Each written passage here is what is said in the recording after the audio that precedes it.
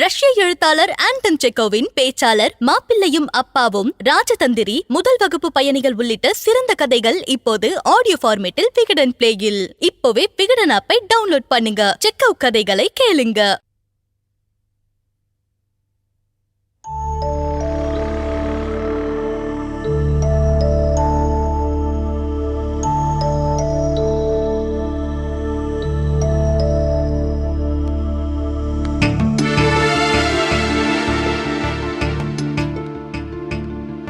எனக்கு ரொம்ப ஆச்சரியமா இருக்குண்ணே. சந்தோஷ் அப்படின்னா ஏதோ கிறுக்குத்தனமா தாறுமாறா பேசுவாரு, மற்றபடி மனசளவுல குறுகலான எண்ணங்கள்லாம் இல்லாதவரு அப்படிதான் நினைச்சுக்கிட்டு இருந்தேன். வீடு தேடி போயிருக்கீங்க, இன்சல்ட் பண்ணி அமைச்சிருக்காரு. என்ன மனுஷன் அவரு? ஆரம்பத்திலேயே அவருக்கு ரொம்ப இடம் கொடுத்துட்டோம்னா நம்ம அதான் பிரச்சனை. அது கிடையாதுண்ணே. நமக்கு உறவுகளை சீரா வச்சுக்க தெரியல, அதுதான் உண்மை. காரணம் அம்மா. யோசிச்சு பாருங்க, முதல்லலாம் சந்தோஷ் நம்ம வீட்டில் வெட்டியா உட்காந்துக்கிட்டு என்னென்ன பேச்சு பேசினாரு, என்னென்ன அதிகாரம் பண்ணாரு. அன்னைக்கெல்லாம் அம்மா அவருக்கு சப்போர்ட் பண்ணிக்கிட்டு தலையில தூக்கி வச்சு கொண்டாடினாங்க. நீங்களும் பெருசா எதுவும் கண்டிக்கல. நான் ஏதாவது சொல்ல வந்தா எப்பவுமே இவன் இப்படிதான் பேசுவான்னு எனக்கு ஒரு கெட்ட பேரு. அதுக்கப்புறம் அவர் பிசினஸ் பண்ணி நஷ்டப்பட்டு நாம அது காசு கட்டணுங்கிற நிலைமை வந்த உடனே ஒரேடியா கழுத்து பிடிச்சி வெளியதல். நீங்க ஒண்ணு இப்படி இல்லைன்னா அப்படி, ரெண்டுமே தப்பு தானே. சரி விடுங்க, இதெல்லாம் இப்ப பேசி ஒன்றும் பிரயோஜனம் இல்லை. இத்தனைக்கு அப்புறம் இப்போ நீங்க தப்பு தானே பண்ணிக்கிட்டு இருக்கீங்க. அவர் உங்ககிட்ட பணம் கேட்டார்ல, கொடுக்க முடியாது நீங்க கண்டிப்பா சொல்லியிருக்கணும்ல. அது எப்படிடா சொந்தத்துல அப்படியெல்லாம் பேசினா உறவு முறை கெட்டு போயிடாது. இப்ப மட்டும் என்ன வாழுது, ஒரேடியால கெட்டு போச்சு. ஆனா ஒண்ணு மட்டும் உண்மைடா, உயிரே போனாலும் அந்த வீட்டு வாசப்படியை மிதிக்க மாட்டேன். பட்டா அவமானம் செத்தாலும் போகாது போல இருக்கு. இருக்கிறது ஒரு தங்கச்சி, அவளை கட்டி கொடுத்துட்டு இவ்வளவு பிரச்சனை அவமானம்.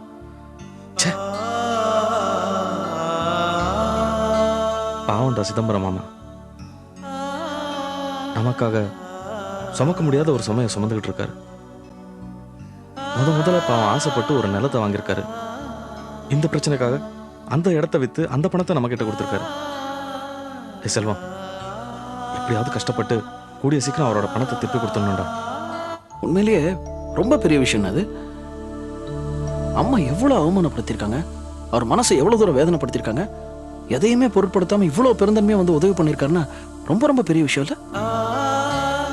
அந்த மாதிரி ஒரு மனுஷன் எனக்கு மாமனாரா வந்திருக்காருன்னா எனக்கு ரொம்ப நிகழ்ச்சியா இருக்குடா. அந்த விஷயத்துல ரொம்ப கொடுத்து வச்சவன். இதுல என்ன ரொம்ப வருத்தமா இருக்குன்னா, அப்படிப்பட்ட ஒரு மனுஷனுக்கு நியாயமா கிடைக்க வேண்டிய ஒரு மரியாதையை இன்னி வரைக்கும் நம்ம வீட்டுல அவர் கொடுக்கல. செல்வம், முன்னெல்லாம் எனக்கு ஒரு நினைப்பு இருந்ததுடா, பணம் காசு தான் முக்கியம், பணம் இருந்தால் எதை வேணா வாங்கிடலாம், பணத்துக்கு முன்னாடி மற்றதெல்லாம் வேஸ்ட்டுன்னு. அதுக்கு காரணம் சின்ன வயசுலேருந்து நம்ம பணத்துக்காக பட்ட கஷ்டம்தான். ஆனால் இப்போ அப்படி இல்லைடா, பணத்தை தாண்டி உலகத்தில் நிறைய விஷயம் இருக்கு. ஆனால் எனக்கு இதை உணர்த்தினது சிதம்பரம் மாமா தான். ரொம்ப சந்தோஷமா இருக்குண்ணே. நமக்கு இவ்வளோ கஷ்டம் வந்தா கூட சிதம்பரம் மாமாவோட நல்ல குணத்தை நீங்க புரிஞ்சுக்கிறதுக்கு இது ஒரு வாய்ப்பா அமைஞ்சிருக்குன்னு நினைக்கும் போது உண்மையிலேயே ரொம்ப சந்தோஷமா இருக்கு.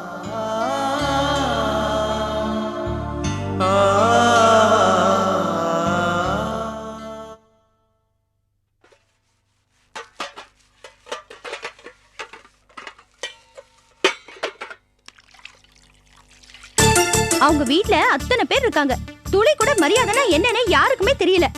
அந்த கூட்டத்துல கொண்டு போய் கொடுத்துட்டோம் நம்ம விஜய. சொல்ல போனா நம்ம விஜய் கூட அவங்களோட சேர்ந்துட்டா.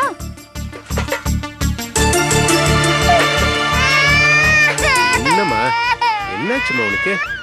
அழக்கூடாது இல்ல, சமத்தா இருக்கணும். இந்த பாரு பாரு, அம்மா வந்துட்டாங்க பாரு. அந்த கோபி நம்ம வீட்டுக்கே வந்து நீங்க வந்தாலே ஆச்சுன்னு வம்பு பண்ணதுனால தானே வந்தோம். ஆனா அந்த வீட்டுல இருக்கிற பஞ்ச பிரதேசிங்க எல்லாம் என்னமோ நாங்க அங்க சாப்பாட்டுக்கு வந்த மாதிரி ஜாட பேசுறாங்க. நமக்கு தெரியாத அவங்க பவுசி.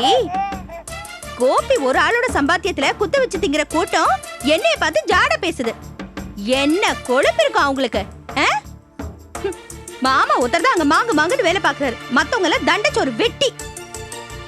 மாமா அப்படியெல்லாம் வேலை பாக்குறதுனாலதான் கோபிக்கு மாமா மேல பிரியம். அதை பார்த்து மத்தவங்களுக்கு எல்லாம் பொறாம. அதனாலதான் எதையாவது சொல்லி சீண்டி விட்டுட்டே இருக்காங்க. மாமா மட்டும் பழைய மாதிரி கோவக்காரரா இருந்திருக்கணும், அவங்க கை கால்லாம் உடைச்சு போட்டிருப்பாரு. ஆனா இவ்வளவு பொறுமையா இருக்காரு.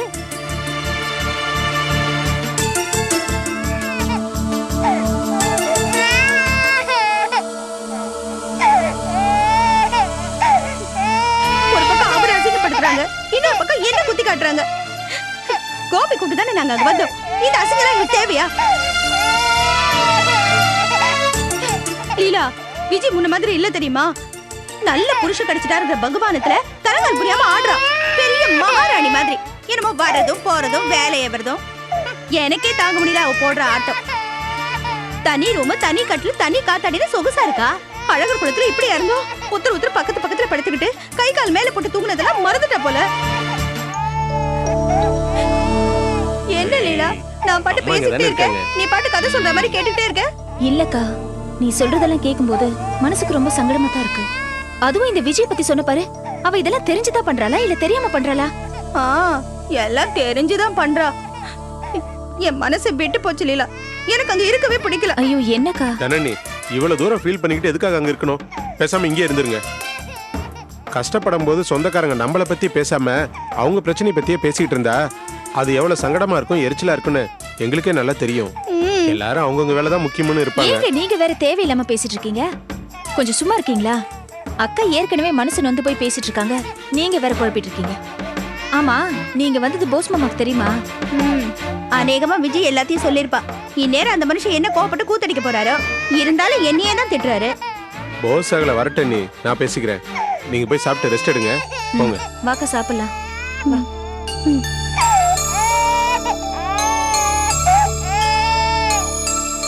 சரிம்மா சரிம்மா சரி. என்னங்க ஒரே யோசனையில இருக்கிற மாதிரி இருக்கு? நிர்மலா, உனக்கு எப்போ டெலிவரி ஆகும்? ஏன் குழந்தைய பார்க்கணும்னு ஒரே ஆர்வமா இருக்கா? அதெல்லாம் இல்லை, நீ நடந்து போகிறத பார்க்குறப்ப போர்ட்டை நடந்து போகிற மாதிரி இருக்கு.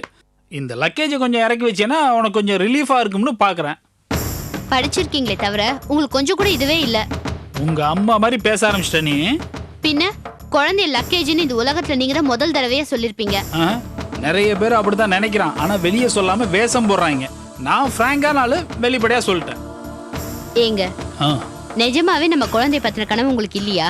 ஏன் இல்லாம நிறைய கனவுகள் இருக்கு, ஆனா எல்லாம் கெட்ட கனவுகள். ஏங்க இல்ல நிம்மி, இந்த பிறந்திருக்க குழந்தைய பார்த்தேன்னு வச்சுக்கோங்க, கண்ணெல்லாம் மூடி தோலெல்லாம் சுருங்கி ஒரு எலி குஞ்சு மாதிரி ஷேப்பே இல்லாம இருக்கும். கையில தூக்கி கொஞ்சிறதுக்கு குறைஞ்சது 1 வருஷமாவது ஆகும். ஆமா, அதுக்கு என்ன இப்போ? அதான் நல்லா யோசிச்சு பாக்குறேன்.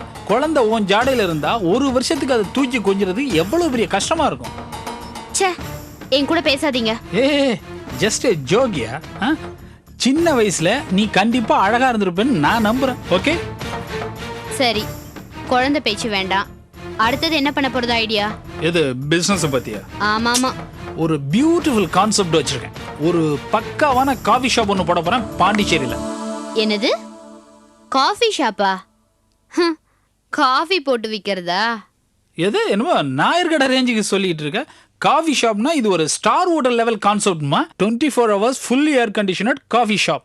இங்க எடுத்துக்கிட்டேன்னா மெக்சிகோ, இட்டாலி, அங்க ஆரம்பிச்சு பிரான்ஸ் வரைக்கும் உள்ள எல்லா ஃபிளேவர்லயும் காஃபி கிடைக்கும். சரிங்க, லாபம் வருமா? லாபம் வருமாவா? ஒரு காஃபியோட ரேட் 50 ரூபாயில இருந்து 1000 ரூபாய் வரைக்கும் இருக்கு. ஏங்க அவ்வளவு ரூபா கொடுத்து யார் வந்து காஃபி குடிப்பாங்க? உன் ஃபேமிலி மாதிரி பராரி குடும்பம்லாம் இங்க வரும்னு நினைச்சேன். ஒரு காஃபி குடிக்கிறதுக்கு 5 ரூபாய் எடுக்க நீங்க யோசிப்பீங்க. ஆனா இங்க வரவெல்லாம் சாதாரண அல்லமா, எல்லாம் ஃபாரினர்ஸ். டப்பு காசு அதிகம் வச்சிருக்க ஃபாரினர் தான் இங்க காலையே வைப்பான். அவன் என்ன மாதிரி காஃபி சாப்பிடணும்? ஃபார் எக்ஸாம்பிள், பிரான்ஸ்ல இருந்து ஒருத்தன் வர்றான், அவன் பிரான்ஸ் டேஸ்ட்ல ஒரு காஃபி சாப்பிடணும்னா அது எங்க ஷாப்ல கிடைக்கும். அது மட்டும் இல்லாம இந்த சேட்டிங், அப்புறம் மெயிலிங், இப்படி டோட்டலா என்டர்டெயின்மெண்ட் மீடியாவை நம்ம ஷாப்ல வச்சிருப்போம். அப்படியா? அப்புறம் ஒரு ஐடியா, அங்கே இருந்து பிசினஸ் டெவலப் பண்ண போறேன். எப்போ தான் மெட்ராஸ் வருவேன். அப்போ நான் நீ இங்கே தான் இருக்க போற. அதான் துணைக்கு அப்பா இருக்காரு, நெக்ஸ்ட் வீக்ல சித்தி வர போறாங்க. அப்புறம் என்ன? என்னங்க வேணும்னா இப்படி பண்ணலாமா? என்னது? நானும் பாண்டிச்சேரிக்கு உங்க கூட வந்துட்டேன். ஐயோ, அங்கெல்லாம் வரக்கூடாதுமா. இந்த கண்டிஷன் நீ அங்க வர்றது ரொம்ப கஷ்டம். ரெண்டாவது, என்னோட பிசினஸ்ல கான்சென்ட்ரேஷன் செதறிடக்கூடாது. என்ன யோசிக்கிற? கவலை ஆயிட்டியா? அதான் அப்பாவும் சித்தி இருக்காங்கல்ல, அவங்க உன்னை நல்லா பார்த்துக்குவாங்கம்மா. அப்புறம் இன்னொரு விஷயம், நான் இல்லைன்னு நீ பாட்டுக்கு உங்க அம்மா வீட்டுக்கு போக நினைக்காத. அது எனக்கு பிடிக்காது. நீ இங்கே தான் இருக்கணும். ஏன் எங்க அம்மா பார்க்கணும்னு ஆசையா இருந்தா நான் போய் பார்க்க கூடாதா? உங்க அம்மா மாதிரி ஒரு கேரக்டரை போய் பார்க்கணும்னு நினைக்கிறதே சுத்த நான்சென்ஸ். அப்படி போய் பார்க்கறதுக்கு அவங்க என்ன கொடராட்டணுமா இல்லை எக்ஸிபிஷனா? அவங்க என்ன 10 மாசம் சுமந்து பெத்த தாய். ஐயோ என்னால தாங்க முடியலையே. என்ன இந்த மாதிரி சினிமா டயலாக்லாம் பேசுற நீ? எல்லாம் ஆசைப்பட்டா புள்ளைய சுமக்குறாங்க, ஏதோ தலையெழுத்தேன்னு சுமந்துட்டு இருக்காங்க. கொடுமை நீயும் தான் சுமக்கிற, டெலிவரி ஆனதும் ஃப்ரீ ஆயிடுவ. இந்த டயலாக் 10 மாசம் சுமந்து பெத்த சென்டிமெண்ட் இதெல்லாம் வேண்டாம். உங்க அம்மா ஒன்று அப்படிதான் சுமந்தாங்க, இப்ப நீயா தான் பண்ணிட்டு இருக்க. அதெல்லாம் எனக்கு தெரியாதுங்க. நான் போய் எங்க அம்மா பார்க்க கூடாதா என்ன? சொன்னா உனக்கு புரியாதா? பார்க்க கூடாதுன்னா பார்க்க கூடாது. இனி எங்க அப்பாவும் சித்தி தான் உனக்கு எல்லாமே. அவங்க பேச்சை கேட்டு நடந்துக்க, அவங்க உன்னை நல்லா பார்த்துப்பாங்க.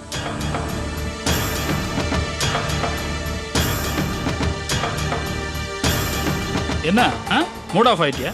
உங்க அம்மாவை பார்க்க கூடாதுன்னா உடனே மூட் அவுட் ஆயிருவியா? இந்த அம்மாவெல்லாம் தூக்கி போட்டு குடும்பத்தை பாருங்க, புருஷன், மாமனார், மாமியார்னு. ஓகே, கொஞ்சம் ரிலீஃப் ஆகுமா? சரி சரிம்மா, நல்லா சரி, பார்த்து சரி. இதுக்கு நீ சிரிக்காமலே இருந்திருக்கலாம். யாரை கேட்ட வாங்க போனா? எதுக்கு திடீர்னு இங்க போகணும்? என்ன அவசியம் இருக்குன்னு? இது என்ன மாமா பேச்சு? நான் ஒரு இருக்கேன்ல, என்ன கேட்காம எதுக்காக வாங்க போனா? சரி, நீயாச்சும் போக கூடாதுன்னு சொன்னியா இல்லையா? மாமா, நான் எவ்வளவு சொல்லி பார்த்தேன். அக்கா பிடிவாதம் பிடிக்குது. அதுவும் இல்லாம மனசுல என்ன சஞ்சலமோ தெரியல. பொல்லாத சஞ்சலம். இந்த குரங்கு இருக்குல்ல, அதுக்கு புண்ணு வந்துச்சுன்னா தானே நோண்டிட்டு வருத்தப்படுமா. இந்த மாதிரி தான் இவளே பிரச்சனை இழுத்து விட்டுக்குவா. அறிவு கட்ட கூக. சரி மாமா, திட்டுறத முதல்ல விட்டுட்டு அக்காவை போய் கூட்டிட்டு வரது பாருங்க. நான் போய் அவளை கூப்பிடணும். என்ன சுத்தமா மதிக்கிறது இல்ல. நான் சொன்ன ஒரு வார்த்தையை கூட கேட்கறது இல்ல. லூசு கழுத. எல்லாரும் மதிக்கல குதிக்கிறாளே, இப்ப இவ என்ன மதிச்சாளா? அவளை போய் நான் என்னத்துக்கு கூப்பிடணும்? ஏன் மாமா இப்படி எல்லாம் பேசிட்டு இருக்கீங்க? பின்ன என்ன விஜி, இப்படி சொல்லாம கொள்ளாம போனா மனுஷனுக்கு எரிச்சலா இருக்காது? மாமா, நீங்க புரியாம சண்டை போடுறீங்களே. உங்களை யாராவது இதா சொன்னாதா தனா அக்கா டென்ஷன் ஆகி சண்டை போடுது. அக்கா ஏன் இவ்வளவு தூரம் பிரச்சனை பண்ணுது? எல்லாம் உங்க மேல வச்சிருக்கிற பிரியத்தால தான். நீங்க என்னன்னா அக்கா உங்களை மதிக்கல அப்படி இப்படின்னு சொல்றீங்க.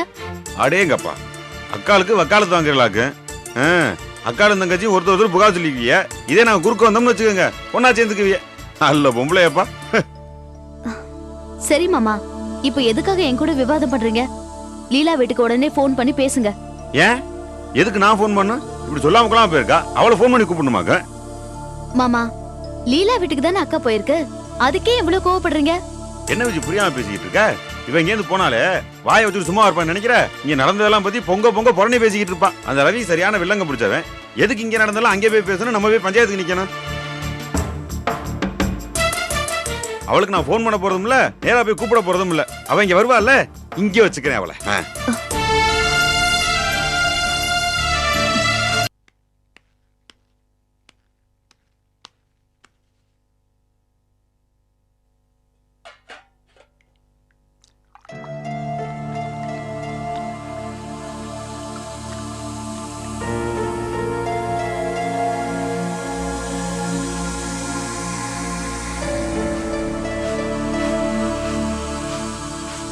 லீலா, என்ன மாமா?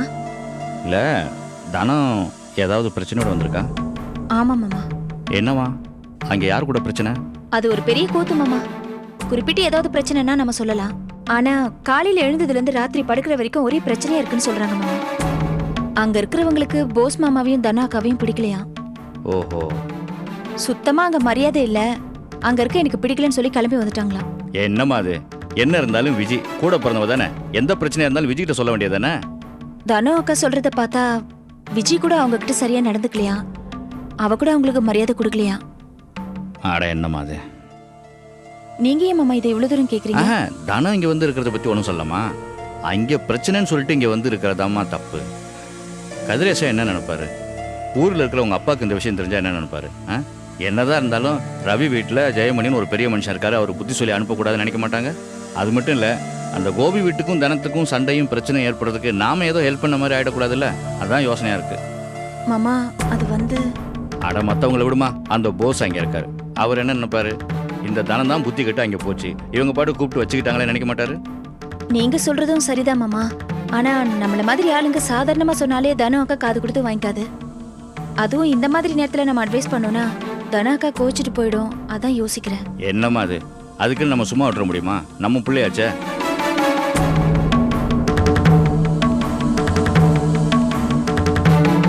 தனா,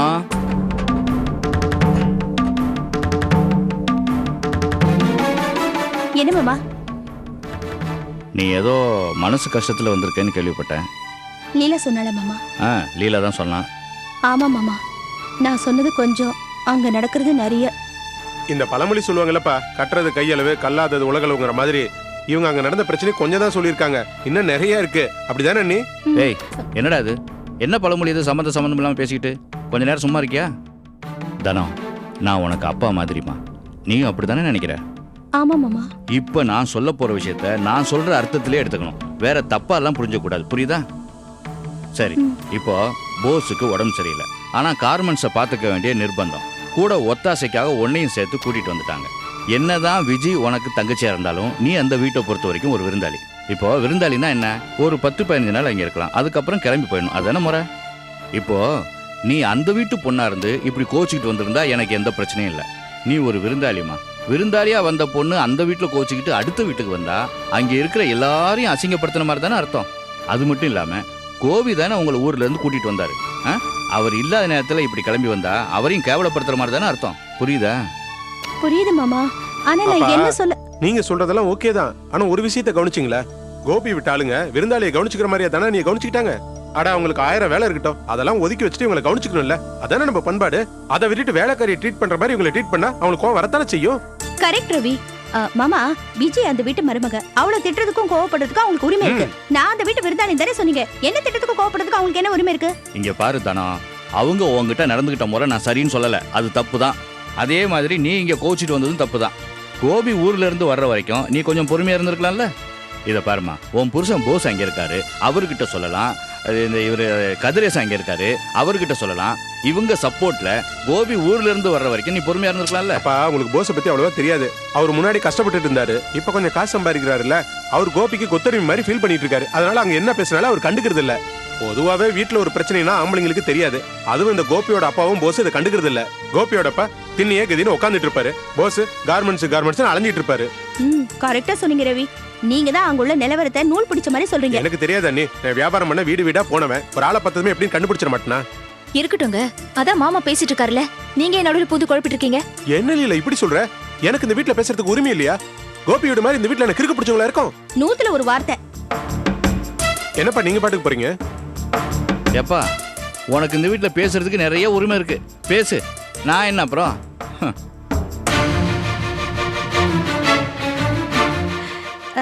ரவி, காஃபி போட்டு தரட்டா? சரி அண்ணி. ஒரு நிமிஷம்.